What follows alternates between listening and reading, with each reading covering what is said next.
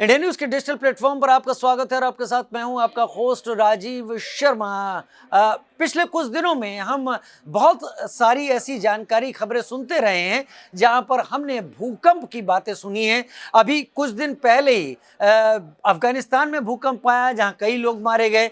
इससे पहले ऐसे बड़े भूकंप आ चुके हैं अलग अलग इलाकों में जिसमें जनहानि हुई है और माल की भी ज़बरदस्त, वहां पर घरों की, मकानों की, दूसरी चीज़ों की हानि हुई है।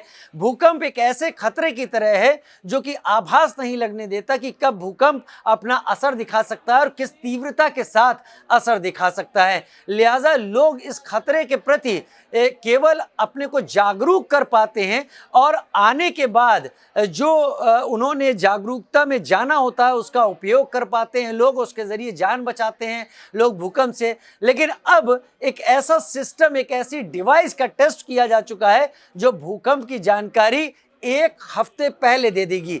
चीन में 7 महीने तक वैज्ञानिकों के एक दल ने इसकी खोज की है और उसका उपयोग किया गया जाके चीन में प्रैक्टिस के तौर पर। और 7 महीने तक जो वहाँ पर चीन में इसके ऊपर रिसर्च हुई बाद में इस उपकरण के ऊपर, तो इसने 70% मामलों में एकदम सही रिपोर्ट सामने रखी।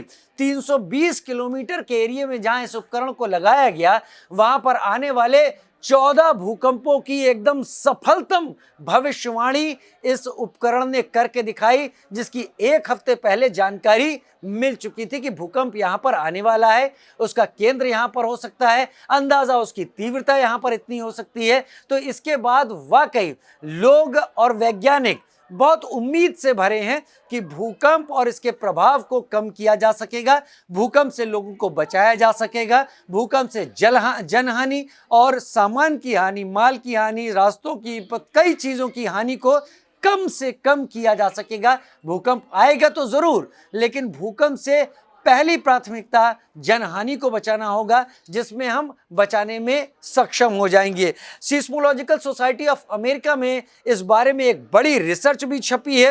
एक्यूरेसी हमने आपको बता दी है, 70% की इसकी एक्यूरेसी बताई गई है।